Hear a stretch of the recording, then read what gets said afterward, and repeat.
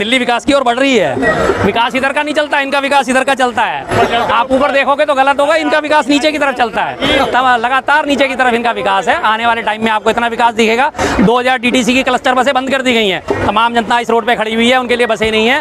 अब उन्हें जो है ई रिक्शा में या पैदल जाना पड़ता है या महंगे ऑटो करके जाना पड़ रहा है। बिल्कुल प्रत्यक्ष को प्रमाण की आवश्यकता नहीं है। आप देख लीजिए, लगातार कैमरा फोकस करके रखिए उधर लाल किले के सामने से एक भी बस आपको गुजरती हुई नजर नहीं आएगी। इतना विकास हो रहा है दिल्ली का। अरे मैडम, उन्होंने इतना काम कर दिया दिल्ली में, आपको पता नहीं यमुना पूरी साफ हो गई।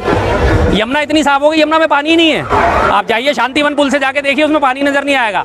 आप नए वाले पुल से जाके देखिए, उसमें पानी नजर नहीं आएगा। नीचे साफ साफ बिल्कुल मिट्टी नजर आएगी। ये हरियाले पौधे वो जो इस टाइम में सीजन में खड़े हो जाते हैं। इतने बड़े बड़े काम कर दिया, फिर भी रेखा गुप्ता जी की आलोचना कर रहे हो। बच्चों की फीस 25% बढ़ गई है। क्या बात कर दी आपने। उन्होंने देखो ना स्कूलों को कितना फायदा पहुंचाया। स्कूल में काम करने वाले टीचर्स को, चपरासियों को, उनके वहाँ को 25% फीस बढ़ गई है। उनका फायदा नहीं पहुंचाया। आप कह रहे हो काम नहीं कर रही सरकार। इन्वर्टर की दुकानें जो दिल्ली में बंद हो गई थी, दोबारा से खुलनी शुरू हो गई है। कितने लोगों को उन्होंने रोजगार दे दिया। मैंने भी अपना इन्वर्टर ऑर्डर कर दिया है, क्योंकि लगातार पावर कट का सामना करना पड़ रहा है। आरओ की दुकानें जो बंद हो गई थी, जो आरओ का बिकने बंद हो गए थे, जो बोतल बंद पानी का व्यवसाय बंद हो गया था, उन्होंने सबका साथ सबका विकास लेके अब आज फिर से ये घोषणा कर दी है कि आप लोगों को पानी नहीं मिलेगा, इसलिए बोतल बंद पानी ही आप पियो, ताकि बोतल बंद पानी वालों को रोजगार मिले। और आप कह रहे हो दिल्ली में काम नहीं करा। क्या ऐसे ऐसे मत बोलो मैडम, गलत बात है। गलत। हाँ जी, सारी जनता खुश है ना।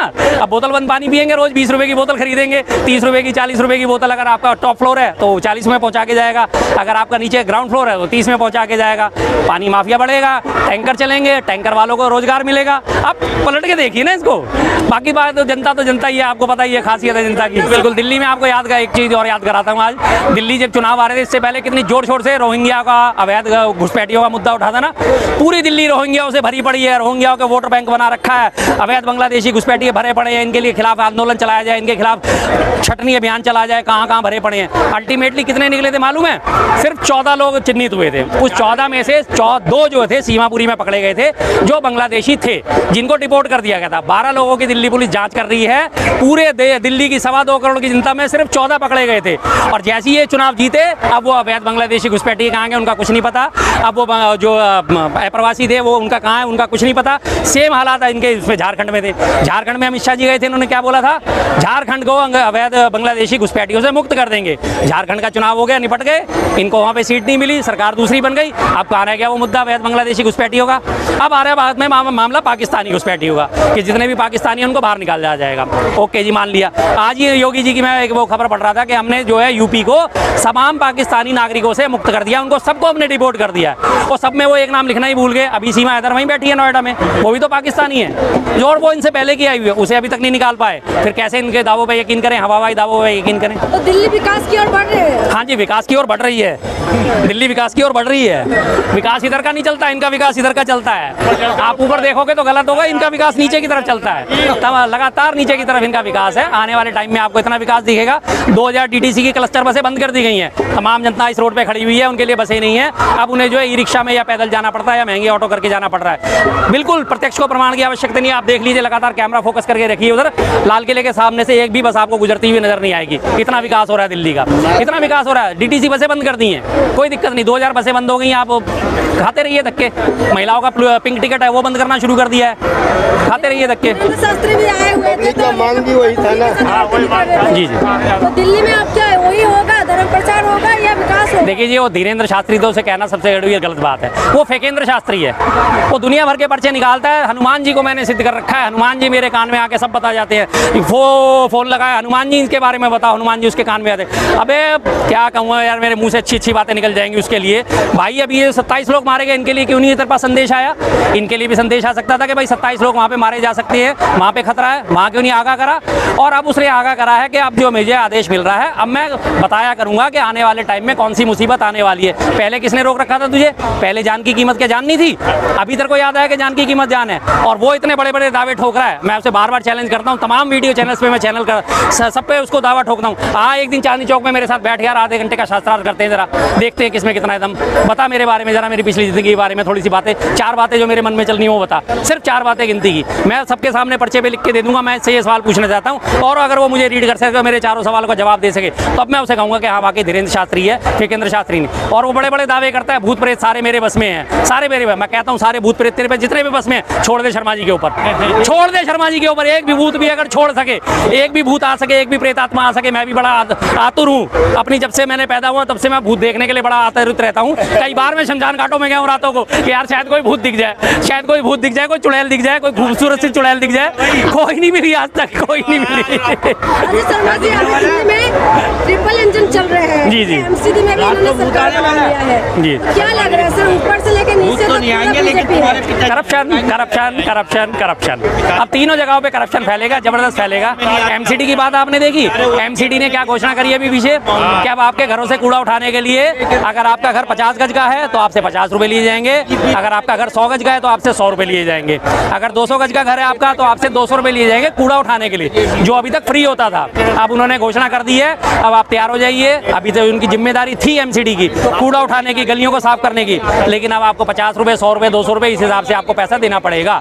एमसीडी की लूट शुरू हो चुकी है। एमसीडी की पार्किंग है, ये देखिए, इसी रोड की मैं बात करता हूँ, लाल किले के सामने हमेशा 24 घंटे जाम लगा रहता है, लेकिन एमसीडी ने भ्रष्टाचार करते हुए यहाँ पे पार्किंग खोल दी है। पार्किंग में एक लेयर स्वीकृत है, 3-3 लेयर पे पार्किंग हो रही है। भ्रष्टाचार का सबूत सबको सामने दिख जाएगा। अगर मैं गलत बोलूँ तो आप इस बात को मेरी काट सकते हो। बिल्कुल ये रहा, बाहर निकलिए गेट से, 3-3, 4-4 लेयर में गाड़ियां लगी हुई हैं और पूरे रास्ता जाम हुआ पड़ा है, लोगों को निकलने की जगह नहीं है। भ्रष्टाचार शुरुआत हो चुकी है। ज्यादा लोगों को कमाने की संभावनाएं बढ़ी है ना। सही बात है जी, दुनिया जाए भाड़ में, कमाएंगे इनके लोग। इनके लोग कैसे कमाते हैं? 2 साल पहले तक ये बीजेपी, जब ये आम आदमी पार्टी सत्ता में थी, एमसीडी में बहुमत में आई थी, उससे पहले तक इन्हीं के पास में 15 साल तक एमसीडी थी।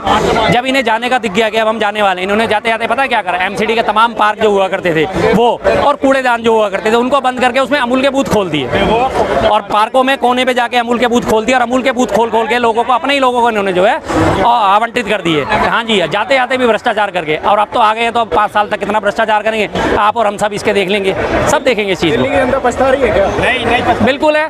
अब क्या कहे, अब किससे कहे? तब तो हिंदू खतरे में था, अब खतरे से बाहर आ गए, एक खतरे से बाहर निकले, 4 खतरों में गिर गए। बस ये अब आपको नहीं मिलेंगी, पानी आपको नहीं मिलेगा, बिजली आपको नहीं मिलेगी, कूड़ा उठाने के आपको पैसे देने पड़ेंगे, बढ़ी हुई फीस आपको देनी पड़ेगी। सीधी सी बात है। शासन व्यवस्था आपने देख ही रखी है कैसी है, कानून व्यवस्था दिल्ली की आपने देख ही रखी है कैसी है। आए दिन जगह जगह जगह गैंगवार हो रही है, जगह जगह गोलियां चलाई जा रही है, जगह जगह चाकूबाजी हो रही है, जगह जगह लोगों को मारा जा रहा है, जगह जगह मारा जा रहा है लोगों को, हर जगह। और जबकि ट्रिपल इंजन की सरकार होने के बाद अब ये हालत ये है, तब भी अब आपको 6 चीजें अब आपको देखने को मिलेंगी। अब आप कल्पना करिए अगले 5 साल आपके कितने बढ़िया गुजरेंगे। नहीं जी, बिल्कुल टाइम देना चाहिए, लेकिन आप उनकी नीति तो समझ लीजिए, नियत तो समझ लीजिए। रेखा गुप्ता जी ने हमारे मोदी जी को महामानव को झूठा ठहरा दिया।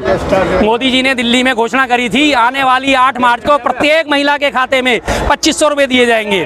8 मार्च बीत गई, 8 अप्रैल बीत गया, 8 मई आने वाली है।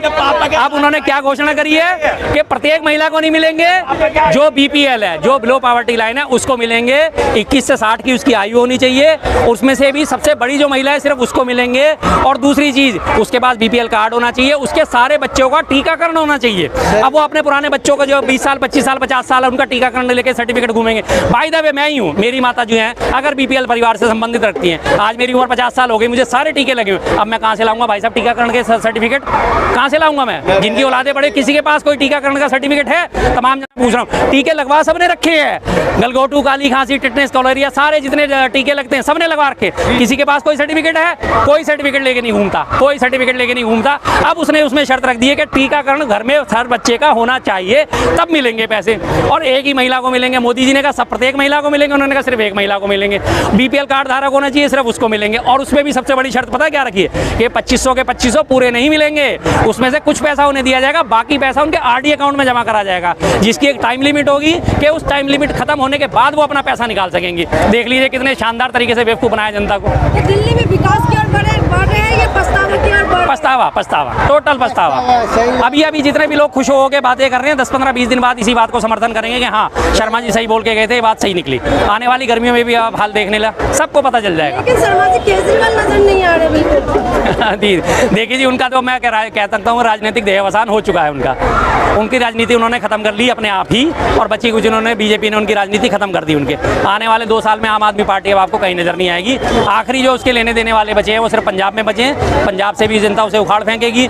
जिस किस्म की राजनीति उन्होंने शुरू करी थी, बहुत अच्छी राजनीति शुरू कर दी, लेकिन लास्ट एंड फाइनल इन्हीं केजरीवाल को आज मैं आलोचना फिर से करूंगा। इन्होंने ही शीला दीक्षित जी के ऊपर आरोप लगाए थे, कॉमनवेल्थ घोटाला, 400 करोड़, 4000 1000 करोड़, हजारों करोड़ की संख्या तो ऐसे बोल दी गई कि पता नहीं कहां कहां से जो मन में आया वो बोल दिया गया। आज कोर्ट से क्लीन चिट मिली या नहीं मिली? बिल्कुल क्लीन चिट मिली। ईडी ने क्लोजर रिपोर्ट दाखिल कर दी है, ईडी ने सारे मामले बंद कर दिए और ईडी ने उसके ऊपर कोई वो जो है ऑब्जेक्शन नहीं लगाया कि मामले बंद नहीं करें या हम इसे अपर कोर्ट में लेके जाएंगे। उन्होंने बिल्कुल इस बारे में कोई दिशा निर्देश नहीं दिए। ईडी ने उस क्लोजर रिपोर्ट सबमिट करी है, कोर्ट ने उसे स्वीकार कर लिया, ईडी ने उसे स्वीकार कर लिया है। अब इसी बात से पता चलता है कि कितने झूठे आदमी थे, कैसे आरोप लगा लगा के सत्ता में आए थे। आज सबका तमाम बीजेपी का और आम आदमी पार्टी का झूठ निकल के आ चुका है सामने। कांग्रेस आज फिर पाक साफ खड़ी हुई है। इसीलिए मैं कहता हूं कांग्रेस है तो देश है, सीधी सी बात।